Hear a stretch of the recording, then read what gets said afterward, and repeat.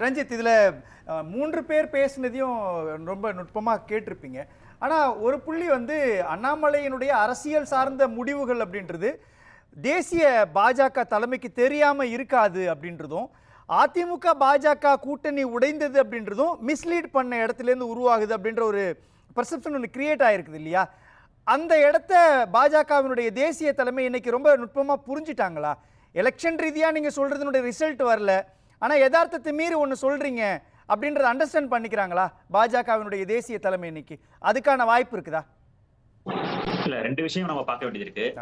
கூட்டணி பாஜக கூட்டணியை எப்படி அமைக்கிறாங்க அப்படிங்கறத பார்க்கணும். இன்னொன்று கட்சியில இருக்கக்கூடிய நிர்வாகிகள் எப்படி பண்றாங்க அப்படிங்கறத பார்க்கலாம். இப்ப கூட்டணியை பொறுத்தளவுக்கு பாஜக மேல வைக்கிற விமர்சனம் என்ன வச்சாங்கன்னா, எல்லாரையும் மிரட்டி உருட்டி ஆம்டிஸ்ட் பண்ணி தான் கூட்டணி வைக்கிறாங்க, கட்சியை உடைக்கிறாங்க அப்படிங்கிற குற்றச்சாட்டுகள் வந்து தொடர்ந்து ஒரு பொய் பிரச்சாரத்தை பண்ணிக்கிட்டு இருக்கோம். மகாராஷ்டிரா ஷிண்டேவை உடைச்சாங்க, அஜித் பவார் உடைச்சாங்க, அங்க உடைச்சாங்க, இங்க உடைச்சாங்க, எம்எல்ஏவை வாங்கினாங்கன்னு பொய் பிரச்சாரங்கள் பண்ணிக்கிட்டே இருக்காங்க. ஆனா இயல்பா பாஜகவோட செயல்பாடுகளை பார்த்தோம்னா, இப்ப அகில இந்திய அளவுல 2014, 2019, 2024 கூட்டணி ஆட்சி அமைஞ்சிருக்கு. 2014, 19 பிரம்மாண்டமான வெற்றி.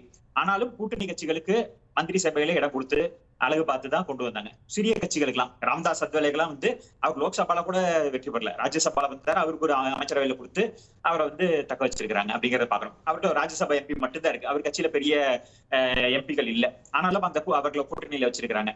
உத்தரப்பிரதேசல பார்த்தோம்னா சின்ன சின்ன கட்சி அப்படின்னா அதெல்லாம் இருக்கிறாங்க, அவர்களுக்கு எல்லாம் வந்து ஒரு 10 எம்எல்ஏ தான் இருப்பாங்க, அவங்களுக்கு வந்து அமைச்சரவையில கொடுத்திருக்காங்க. உத்தரப்பிரதேசல கிட்டத்தட்ட 255 எம்எல்ஏ வச்சிருக்காங்க பாஜக, தனி பெரும்பான்மை. 202 எம்எல்ஏ இருந்தாலே போதும். ஆனா 255 எம்எல்ஏக்கள் இருந்துமே கூட மந்திரி சபையில வந்து கூட்டணி கட்சிகள் கொடுத்திருக்காங்க. இங்க திமுக மாதிரி இல்லாம அங்க வந்து கூட்டணி கட்சிகளுக்கு, சிறிய கட்சிகளுக்கு வாய்ப்புகள் கொடுத்திருக்காங்க. இந்த மாதிரி தான் நாடு முழுக்க. மகாராஷ்டிரால துணை முதலமைச்சர் பதவி எடுத்துக்கிட்டு அதிகமான எம்எல்ஏக்கள் வச்சிருந்தோம், கிட்டத்தட்ட 150 எம்எல்ஏக்கள் வச்சிருந்துமே கூட பட்னாவிஸ் வந்து துணை முதலமைச்சரா விட்டு கொடுத்து அங்க வந்து கூட்டணி ஆட்சி அமைச்சாங்க. பீகார்ல நிதிஷ்குமார் வந்து குறைவான எம்எல்ஏக்கள் வச்சிருந்தாலுமே கூட விட்டு கொடுத்து அந்த ஆட்சி அமைச்சாங்க. அந்த மாதிரி விட்டு கொடுக்கும் மனோபன்மையோட தான் பாஜக செயல்படுது. தமிழகத்தை பொறுத்தளவுக்கு அதிமுகவோட கூட்டணியை விரும்புறாங்க அப்படிங்கறதுல மாற்று கருத்தே இல்லை. ஆனா 2024 அதிமுக அந்த கூட்டணி விரும்பல அப்படிங்கறத நம்ம பார்க்க வேண்டியதா இருக்கு. அகில இந்திய தலைமை கூட்டணி விரும்புச்சு, எந்த ஒரு கூட்டணியுமே விடுறதுக்கு பாஜக விருப்பம் இல்லை. ஆனா அன்னைக்கு இருந்த அதிமுக வந்து கூட்டணியை விரும்பல, அவர்கள் வந்து சிறுபான்மை ஓட்டு வராது. அந்த புள்ளியை மட்டும் கிளாரிஃபை பண்ணுங்களேன். அந்த புள்ளியை மட்டும் 2019 அதிமுக கூட்டணியை விரும்பிச்சு, 2021 சட்டமன்ற தேர்தலில் அதிமுக கூட்டணியை விரும்பிச்சு, 2024 மட்டும் ஏன் விரும்பல அப்படின்ற பார்வை இருக்கு இல்லையா? அந்த இடத்துட்டு தான் அண்ணாமலை தலைவரா வந்ததுக்கு பிறகு பிரகாஷ் சொல்ற மாதிரி மிஸ்லீட் பண்ணிட்டாரு அப்படின்ற பார்வை இருக்குல்ல? இல்ல, மிஸ்லீட் பண்றதுன்னா இப்ப இந்த கூட்டணி சேரக்கூடாதுங்கிறது பல பேர் செயல்பட்டாங்க அப்படிங்கறதையும் பார்க்க வேண்டியதா இருக்கு. உதாரணத்துக்கு அண்ணாமலை ஹீல்ட் ஆயிட்டாரா? இல்ல, அது வாய்ப்புகள் இருக்கு இல்லையா? இப்ப நம்ம என்ன சொல்றதுன்னா, ரெண்டு விதமான அரசியல் இருக்கு. ஒண்ணு வந்து நம்ம கூட்டணியை பலப்படுத்துறது, இன்னொன்னு எதிர்ப்பக்க இருக்கவங்கள கூட்டணி சேர விடாம பண்றது. இப்ப அதிமுக பாஜக கூட்டணி சேர்ந்தா அது திமுகவுக்கு தான் பாதகமா முடியும். அப்ப இந்த கூட்டணி சேரக்கூடாதுங்கிறதுக்காக பல பேர் வேலை செய்யறாங்க அப்படிங்கிறது தெரியும். இப்ப அண்ணாமலை அவர்கள் வந்து அவருக்கு கொடுக்கப்பட்ட பணி பாஜகவை வளர்த்துறது. அவரு கட்சிக்கு விசுவாசமா, கட்சிக்கு உண்மையா இருக்கிறாரு. பாஜகவை ஆட்சிக்கு கொண்டு வரதுக்காக தான் அவர் செயல்படுறாரே தவிர அவர் வந்து அதிமுக கூட்டணி வைக்கணும் அப்படிங்கிறதுக்காக அவர் செயல்பட முடியாது. ஆனா கூட்டணி சேர்ந்து தேர்தல் அரசியல்ங்கிறது வேற. களத்துல வந்து தேர்தல் வரும்பொழுது கூட்டணி தேவை வரும். முன்னுக்கு பின் முரணா இருந்தாலும், கருத்து முரண்கள் இருந்தாலுமே, உதாரணம் பீகார்ல கூட பார்த்தோம், நிதிஷ்குமார் அவர்களோட கருத்து வேறுபாடு வந்தாலுமே கூட தேர்தல் நேரத்துல இணக்கமா போனாங்க. பல்வேறு கூட்டணிகள் இருக்கு. பொருந்தா கூட்டணின்னு சொல்லி திமுக காங்கிரஸோட சேர்ந்து இருக்கு. நம்ம வரலாறு பார்த்தோம்னா தெரியும், எதனால வந்து மத்தியில ஆட்சி கவிழ்ந்ததுன்னு பார்த்தா திமுகவை வீட்டுக்கு அனுப்பணும்னு சொல்லிதான் காங்கிரஸ் வந்து 98 ஆட்சியை கவுத்தாங்க.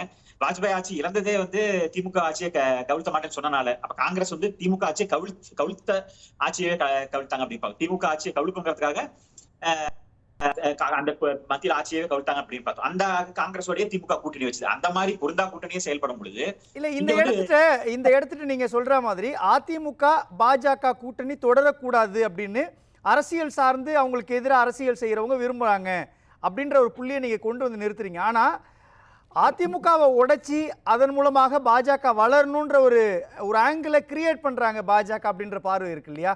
அந்த இடத்தை நோக்கித்தான் அண்ணாமலை விரும்பினாரா? அந்த இடத்தை தான் பாஜகவினுடைய தேசிய தலைமை விரும்பிச்சா? அதை அதிமுக உணர்ந்ததுனால வெளியில வந்தாங்களா அப்படின்ற பார்வை இருக்குல்ல? இல்ல, எந்த கட்சியுமே உடைக்கணுங்கிறது இல்லைங்க. நான் சொன்ன மாதிரி அங்க தலைமை சரியில்லைன்னா அந்த கட்சி வந்து உடைந்து போறதும், யாருகிட்ட தலைமை பண்பு இருக்கோ அவர்கள் அந்த கட்சியை கைப்பற்றுறதும் வந்து இருக்கக்கூடிய இயல்புதான்.